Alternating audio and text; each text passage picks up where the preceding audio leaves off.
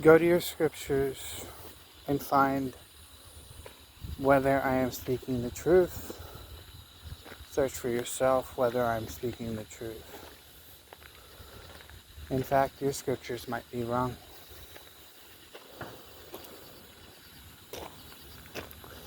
The Buddha or Buddha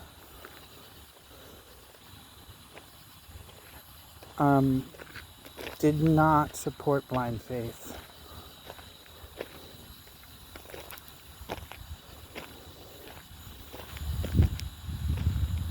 This is because he knew that liberation and nirvana can be achieved in many ways.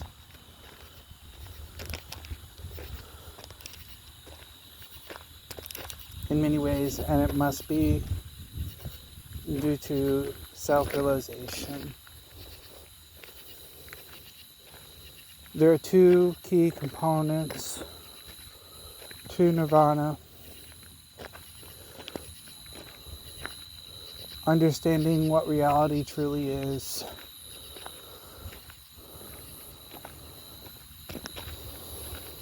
and compassion. These two can sum up nirvana. Though it has not been explained before, it might be because of the limitation of the language. In Hebrew, there are 7 types of love. I'm no longer a Christian. Or a Jew. In other faiths, there are these multiplicities. In most faiths, to include Buddhism, there is a preaching of faith.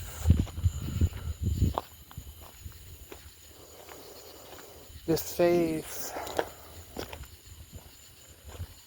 is only vital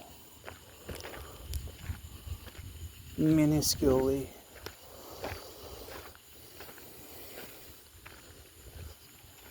for reaching nirvana.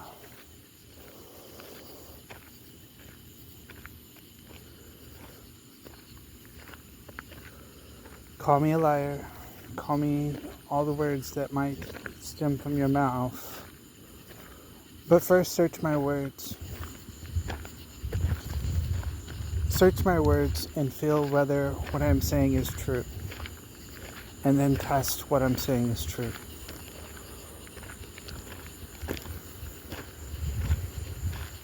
In this awakening, in this enlightenment, and in this liberation,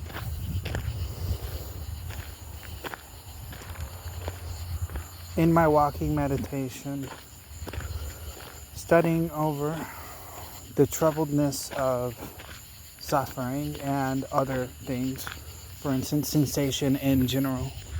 Sensation causes suffering in general, perhaps. And thirst, desire, want, and other things that pull intention. Pulling of intention, here's the issue. There's more specificity is what I'm trying to say. We can be simplistic. We can be intrinsic. But we can also be precise.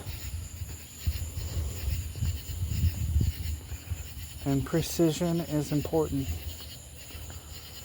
especially in the modern world. Searching through all the faiths, searching through philosophy, searching through science and quantum mechanics, and debating people for years and years and years. Leaving debate in general. Going towards alchemy, leaving alchemy, going towards Buddhism. I have come to several awakenings.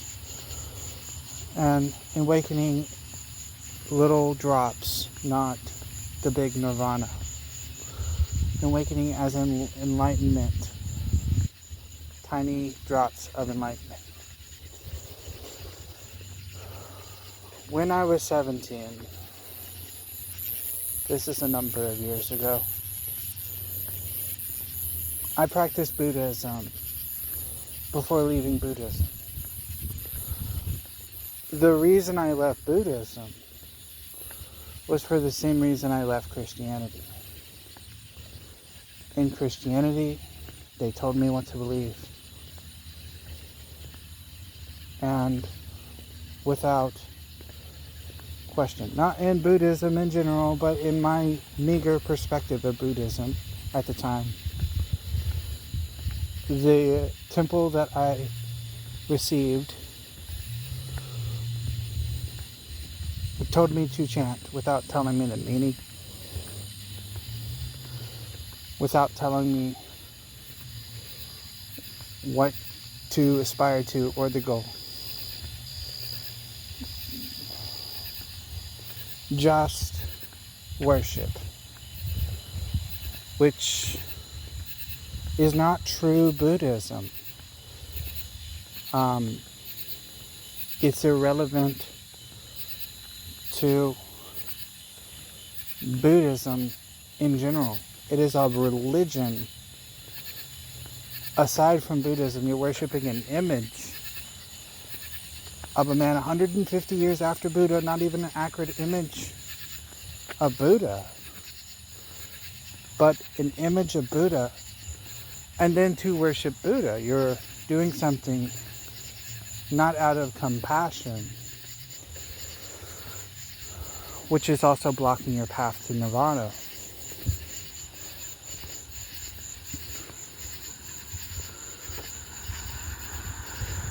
Soon I have to end this video and I have to now discuss my realization. Sorry for the cars. Sorry for the lights. Sorry for the darkness.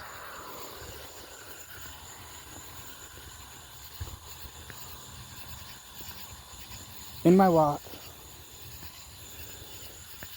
looking through all these things, in my walk, searching through all these desires, I found the origin of craving. Craving is the origin of suffering, but I found the origin of craving, and it awoke in me in nirvana. Where is the origin of craving? You might ask.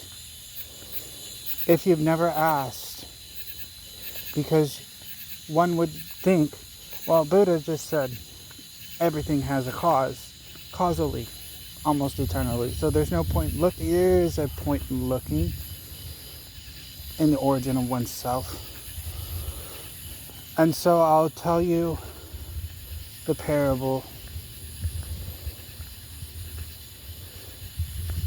that might even make Buddha gasp.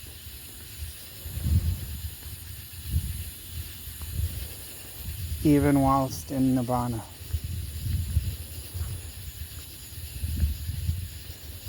That might make you pause.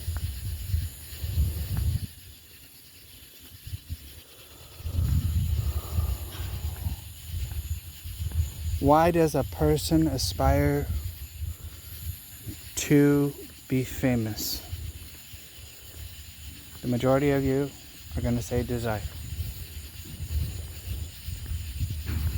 If you get to the key, it's they want to be heard. The want is the desire part in that. But they want to be heard is the key. They want to be heard.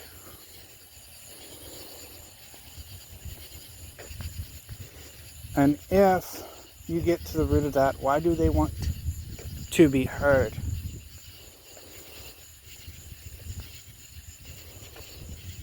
Because they want wisdom.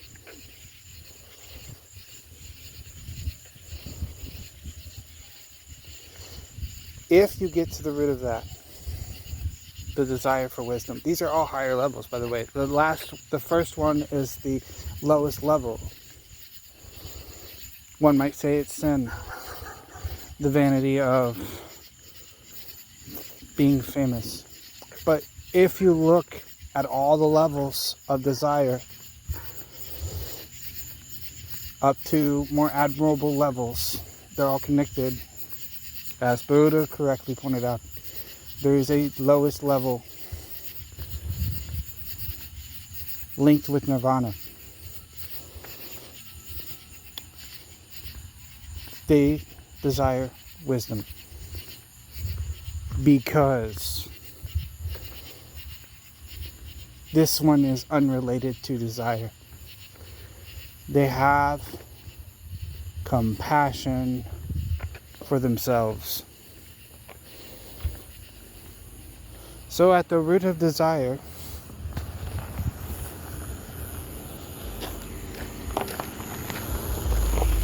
at the root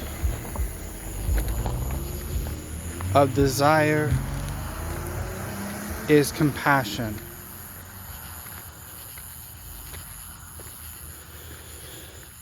The word compassion seems to be entirely separated from desire. For instance, if you're thinking in your head while practicing Buddhism, how do I eliminate the desire to clean my room, but also clean my room? How do I eliminate the want to clean my room, but also clean my room? And now one might say, well, that's easy. And in a different form of Buddhism, it would be the attachment to clean your room, or it'd be a noble desire, or it'd be this or that. Still a desire. Which, if you do not succeed, you know what it will bring. And if you do succeed, or you stop short of succeeding, you know what it will bring. The suffering with the lack of expectation.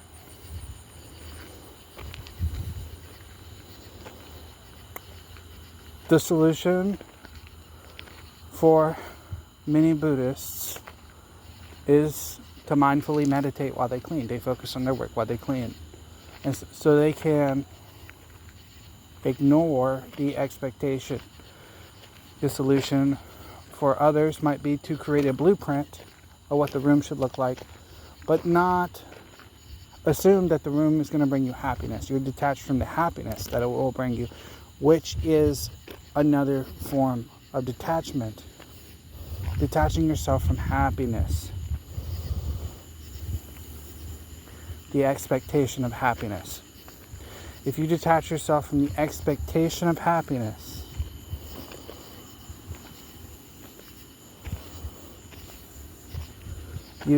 you achieve detachment from suffering as well, which is not nirvana, but it is liberation.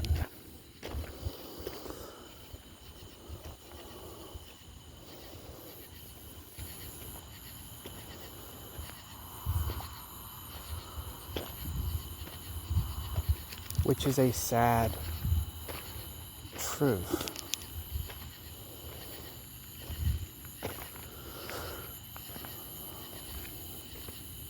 It's all a part of the role of the noble truths and the 8 noble paths. Very sad things that you have to uncover. Sad things you have to face in order to be happy, including the expectation of happiness. But there is a solution to defeat all desire and achieve nirvana without having to sit down in concentration. You can walk in concentration, you can walk in mindfulness all day long.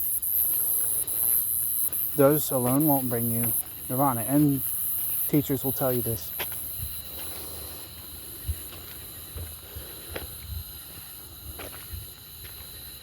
If you walk in mindfulness and concentration, and you behave in your mindfulness and concentration. What can defeat desire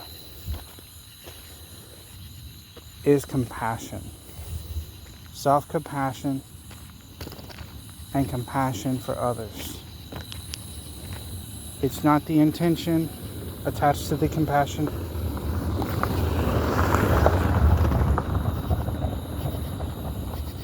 It is compassion.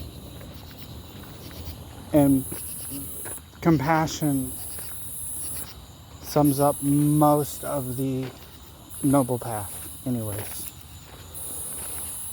Great compassion is the realization that Buddha has. The thing is that Buddha never connected the line from compassion to desire. We want to separate these things and separate sin from non-sin. But ultimately, the reason why we're capable of being good and the reason why we're capable of being bad and the reason why we're capable of being happy and the reason why we're capable of being sad and the reason why we're capable of expectation and suffering is compassion. And the lack of compassion, eliminating compassion, this is why Buddha never spoke on the eliminating compassion. I have done this. That's how I know the link between compassion and desire. I have eliminated compassion in one of my previous awakenings and did not achieve nirvana.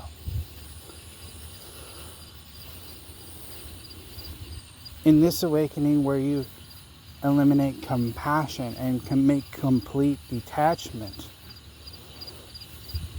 this would be known in other history. You might find other history that states, not that I am pointing to a belief in God, but I am saying that other history states, therefore their belief in God states, that there's a way to live in separation of God. And ultimately that identity points back to compassion, and in other words, in separation of compassion, while also not hurting anyone. But also being devoid of nirvana.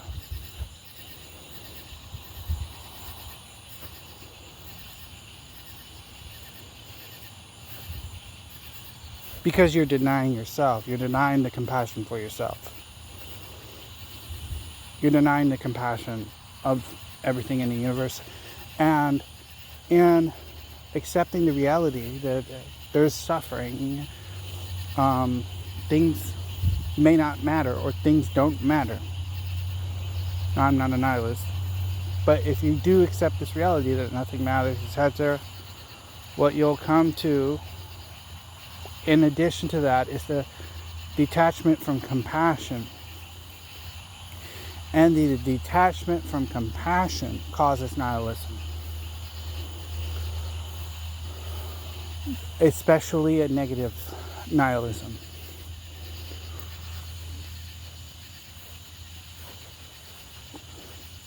But if you detach things from compassion, you are within the flame of nirvana. If you detach things from compassion, you are achieving liberation, because you are not denying yourself. You're denying self, but you're not denying yourself. You're not denying beings. You're not denying the right to live. You're not denying one thing that's fundamental to your being, and that is compassion. Things before thought is compassion. Where love comes from is compassion. You're saying that it's a bad thing. When you deny compassion, you're saying it is a bad thing to be pleasant. You're saying it is a bad thing to be good when you deny compassion. You're denying hope. You deny hope, you might as well not listen to Buddha, even though Buddha denies hope.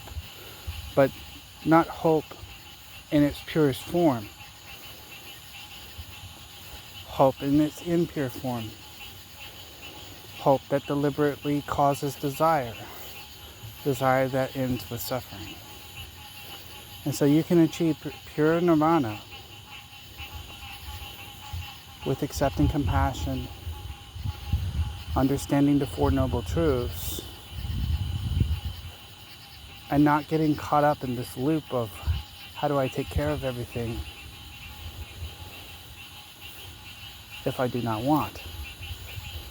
Find the origin of want and find that at the root of all want is something that is selfless. You just got to remove all the selfish stuff. And to be selfless is the purpose of nirvana. It is nirvana, part of nirvana, embedded in nirvana. It's not just a feeling, but in being nirvana, I suppose I should explain nirvana, but it's difficult in a way to explain. It is like flowing along a river and accepting that you're flowing along a river without worrying about where the destination ends or worrying about the outcome. It's like accepting the river for what it is. It's like seeing the fish for what they are. It's just like seeing the birds for what they are. You know, in their beauty and in their action, not just in their action. You know, in the fact that they look for food, worry for food, but also in the fact that they are beautiful and swimming. And because they're not always looking for food.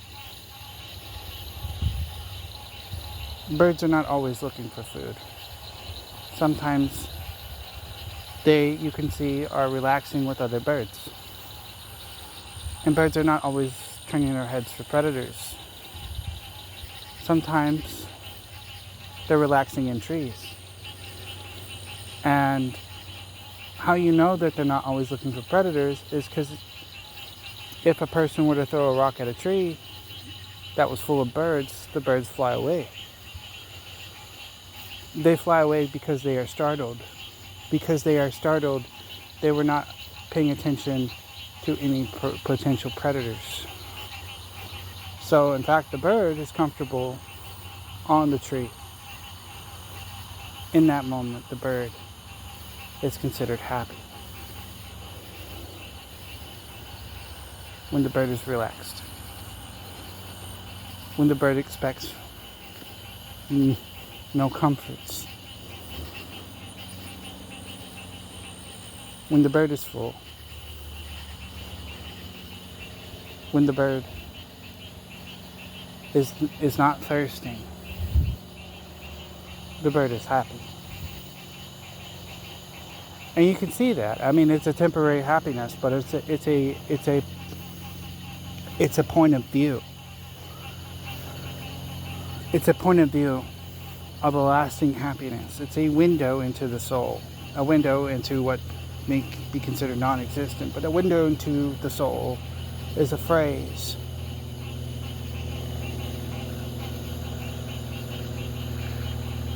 For all of us. Now, if you do not accept that I'm not enlightened, weird way to phrase that. Or if you do not accept that I'm enlightened. If you accept that I'm enlightened, or if you don't accept that I'm enlightened, is not the question. The question is what I taught valid? And are you going to use it for your beneficial and truthful self? For the benefit and the truth. This is why I teach what I teach. For a compassion for you and a compassion for myself. Not because I desire your wealth, worship, or fame, but because of compassion. And one might say that is the only reason, the most divine reason Buddha came back to teach. Buddha said that there are silent Buddhists, Buddhists who cannot teach. There are silent Buddhists who cannot teach for many reasons.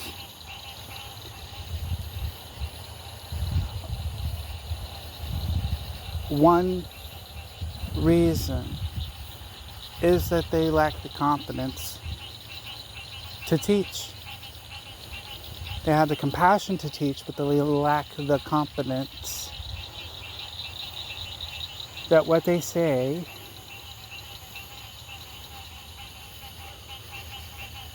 will translate to the world of illusion.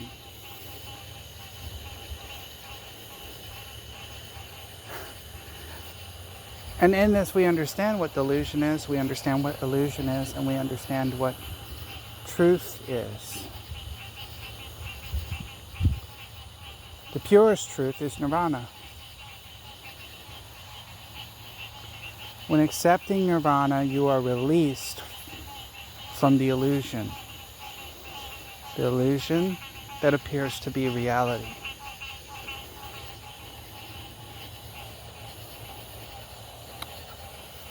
Once before I awakened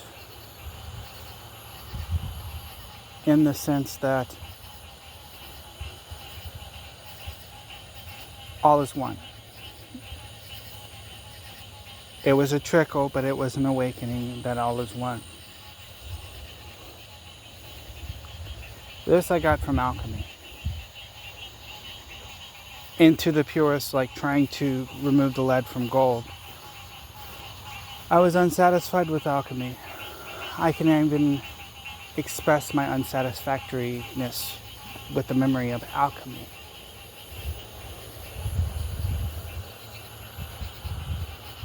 And I can understand this mental state and put it away today.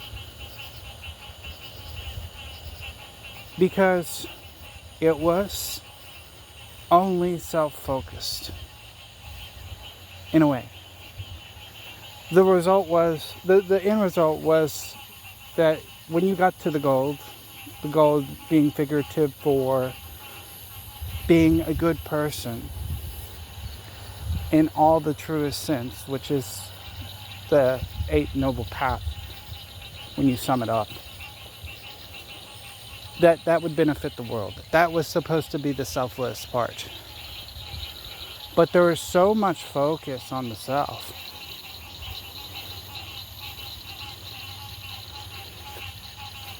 And there are so little teachers, an example of being selfless, that you can't have faith in alchemy to save the world. And Buddhism, I know it teaches you can't put leather around the world. But in the truest sense, people who are following goodness in the most good sense improve the world. They reduce the suffering of the world by individually seeking to be enlightened.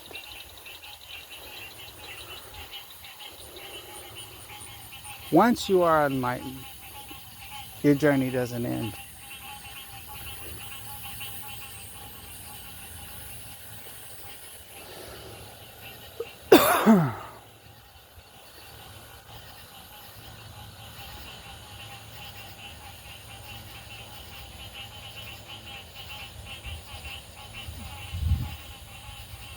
Tomorrow and days to come, I will continue my journey in Buddhism, there are things that might hinder me. There are things that might stall me. And I will recognize whether they will stall me or not.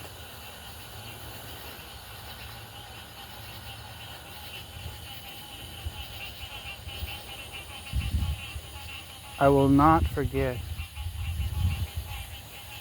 this feeling or this attitude or the reasons that brought me there in my journey. And I'll see if my journey bears fruit. I hope it does. I hope it does.